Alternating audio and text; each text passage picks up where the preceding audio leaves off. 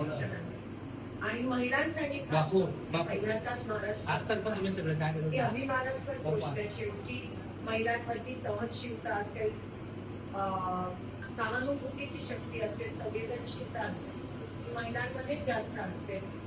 आज जसं रमाईनी आपला महाराष्ट्र घडवला आणि बाबासाहेबांना त्या ठिकाणी घडवलं, तसंच तुम्ही देखील येणारी पिढी घडवाल. आणि आता